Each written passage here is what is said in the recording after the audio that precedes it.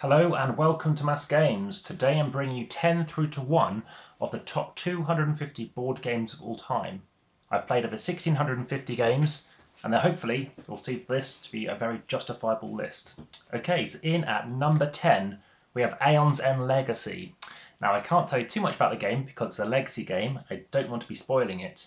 What's really of interest about this game is a cooperative deck building game where you are breach mages and you are looking to improve your strength and fight certain foes. The fact that, and it does state this without any kind of spoiler, is you can replay the game and it basically becomes a complete game afterwards and it's completely interchangeable with other games in the Aeon's End Legacy series, other games by Aeon's End, then I think you'll find this one really interesting. It was really impressive and every single game pretty much was a fantastic experience, and for that reason I highly commend it. Now, I will be showing you how to play the Aeon's End Outcasts as well, so by all means please just check out the videos for Aeon's End Legacy as well.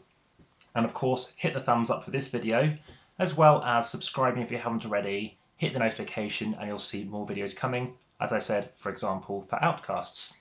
Any questions throughout any of these videos, please check something in the obviously comment section and I'll play as soon as I can, and check out the description for any updates too. So, again, no pictures of this one either. This is Pandemic Legacy Season 2. So what I really like about Pandemic Legacy Season 2, again, purely based on the back of the box, is about the fact it is very sprawling. It's so many options. There's so much depth to this game. I like it very much. I've played it a lot, 45 logged plays. I've played it with multiple groups and I'll be playing it with more groups. That's how much I like this game. It's very impressive. I like the arcs and that kind of almost tech tree approach, you might say. But I'll leave it for there, and hopefully if you've played any of the Pandemics so far, and even any of the Pandemic Legacies, you'll definitely want to check this one out. Some people don't like it as much as the other ones because they think it's slightly harder. Yes, there have been more losses in this game, but overall a much better experience. Greedy Goblins. Well, this is a push your luck game whereby you are mining in caves, and unfortunately there's very few pictures available for this game, so you better check out my video. I recommend that, and that's going to be in the description. And what this game is around is you're trying to get these tiles which are face down, look at them, put them in one of two mines that you can pick. So you can have every mine you can chuck these things into, these tiles, but ultimately you're going to be claiming two of them. Ideally, you want as many gems as you can, gems ideally matching your kind of certain goblin trait that you have, maybe for sapphires, which will score you more, and not let it blow up with dynamite. Some dynamite is good though, it increases your score because you've got, the rarer diamonds and stuff like that. In addition to that, like I said, I think it works at all player counts. It's very quick, very fun, has a little bit of memory, but a lot of tactical tomfoolery as well. This is a fantastic game, and one of only few games by AEG that I really highly recommend. It's by Richard Garfield. He's done loads of other games. This is phenomenal. Unfortunately, it has been out of print quite a bit. As you can see, 24 log plays is fairly substantial. And there we go, we do actually have a picture. So over here, what we do have in front of us is this tile location. They're all face down, and then you're going to grab one of these tiles, unless it's a torch, something like that, pick it up, and then you're going to be placing it on one of these mines. Different amount of mines depending on the number of players. And then, of course, what you're going to be doing is claiming it. So whoever might be red, maybe this person here, they're going to claim this one at the end of the game, or at the end of the round, sorry, once you choose to stop and claim two of your things. Flip over all your tiles and see if you do well enough. You might actually get a card. A card gives you additional abilities as well. They might say, well, ruby's worth more, or you can have more dynamite, and you can use these cards in a future round. Up next, we have Hive. Now, I've talked about Hive before, and there are some quite spooky pictures. So this is an abstract strategy game, and people who don't like chess happen to like this game, but the rules on this game and the level of depth is quickly catching up with chess in a way. There aren't loads of books on it, but it's very potent. So the idea is to surround your opponent's queen bee. So what you're trying to do here is you're going to start off with two tiles initially and add things on. Each of these different guys do different things. The bee can move one position, but you can't in this instance because now it's locked in by this ant, so an ant can move anywhere it likes. A beetle can jump up on top and move across and down and stop something from moving. A grasshopper, as long as it's got a free end, can hop across something as far as it likes. A spider moves exactly 3 positions, and currently that's all we have in play. There are some other things too. Now, as you'll notice, I have been doing videos in this playlist, the top 250 playlist. There are many other playlists I have available, and lots of people like them. But in particular, this involves promos and expansions. Lots of people say you must play PLM, which basically stands for the 3 extra things: the Pillbug, the Ladybug or Ladybird, as is a British designer, and the Mosquito. I've always learnt this game first and foremost without them, and I personally kind of prefer it as the better game. I think because the people who play PLM play it a lot. I play this game for fun. I happen to do very well against other Joes around here, to be honest. But online, you're dealing with the cream of the crop, hardcore players who beat me a lot. That is Hive. Up next, Stone Age. Just to let you know, from now on, every single game here is pretty much, it could well be number 1. Has been out of print. This game is by Z-Man. It's renowned for having a leather cup, which is absolutely stinky. And it's a Euro game. It's the artist here is Michael Menzel. Bernd Brunhofer has been the designer. He's the designer. It involves dice, and basically it's kind of worker placement as well. You can go to various locations, and in this instance you could go here. You've got a certain amount of workers. You start off with a number, I believe it's 7, and here you can get some wood. You get brick. So basically you're going to roll some dice equal to amount of people. So there's people with, say, yellow.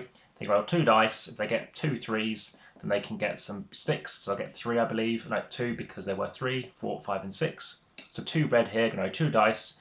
Any divisible number of 5 will get them a piece of clay, or whatever you want to call this stuff here, stone. So over here we have gold. So long as they get at least 1 6, they're going to get a piece of gold, but 2 6s, they're going to get 2 pieces of gold. So that's some places you can go. You can go down here. You have to spend one of those resources to get these cards, and it's set collection. So the more of these you have, the better.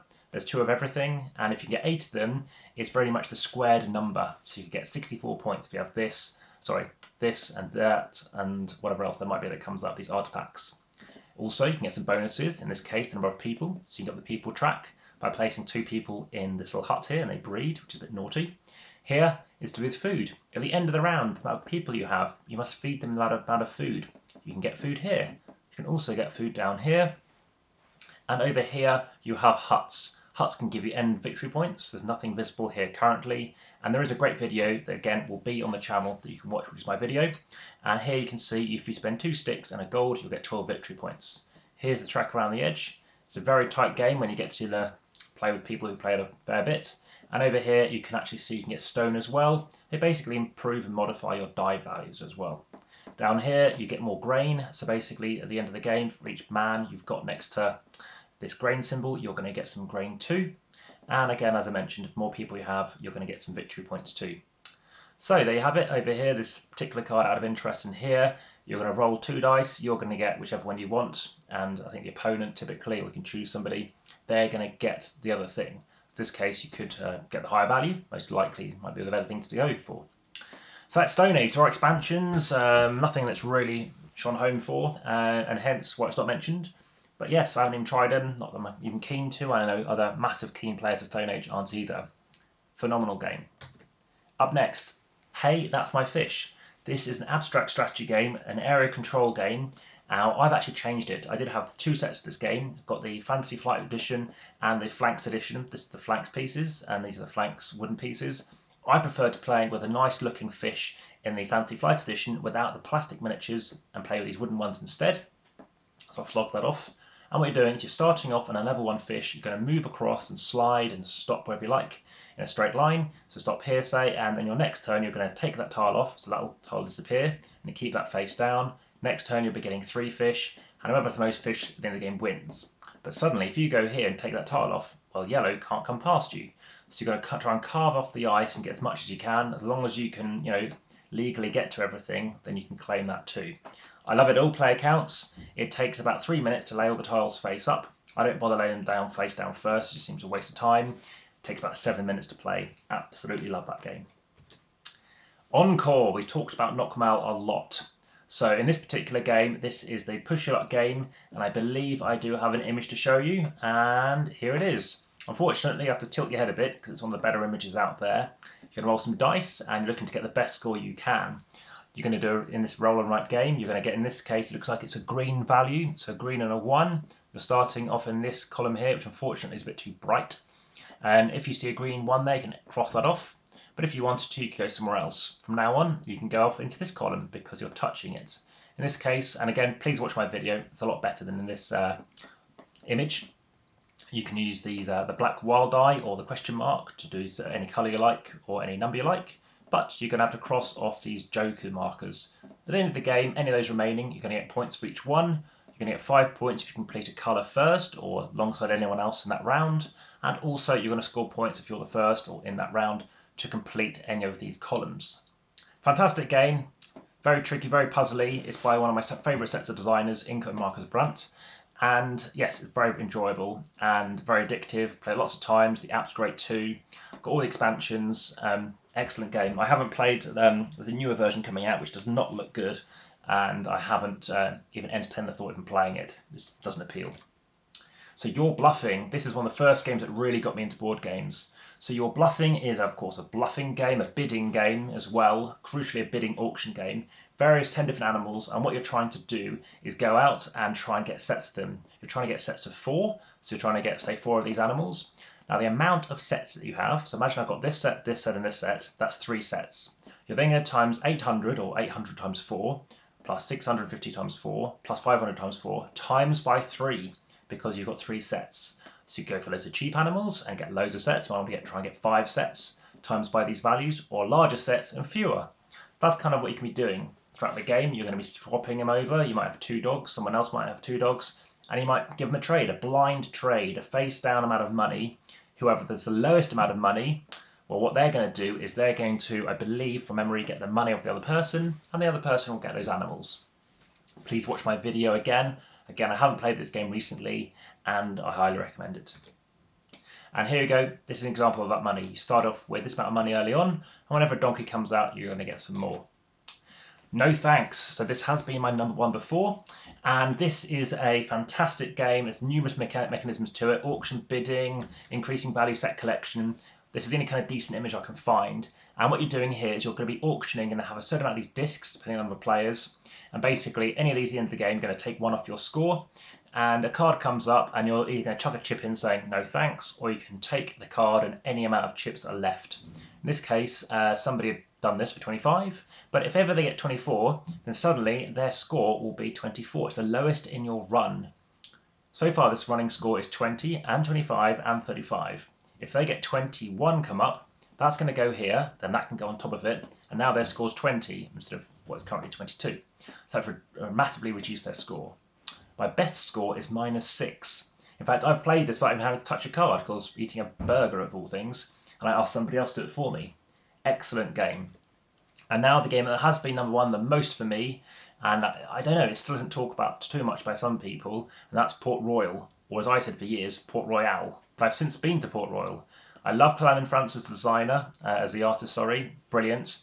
I love Alexander Pfister as a designer though, and this is by some margin, I believe his best game. I think he's a big fan of this game too. He re-implements a game I've never played, Handler de Carabique, and as you can see, I've played it over 100 times at least.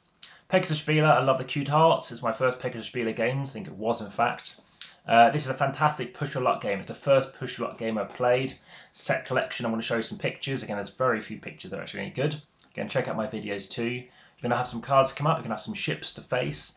And you can try and either choose to have more ships come out, which allows you to do more actions, get some coins, use the coins, which also represent these cards as well, to come out. And what you're going to do is try and get more and more and more of them until eventually you're trying to get at least 12 victory points in a total in a round. Now, someone's made this print and play matte, so hopefully it isn't too distracting. But these ships coming out, the different ones that could be present. And yeah, you can trade and get some coins. You can use the coins to buy cards. Coins will give you victory points and other abilities. So, fantastic game. You can also get them from this kind of expedition option as well, which isn't compulsory in the game. So, that has been it. After all that, we've gone through all 250 games. I hope you found that of interest. As always, please let me know what you think, and I look forward to bringing you more games very soon. And in future years, it'll probably be just a top 100. I might even combo in all the promos and expansions just with that base game, so we get a bit more variety perhaps. Well, thank you very much, and all the best. Bye for now.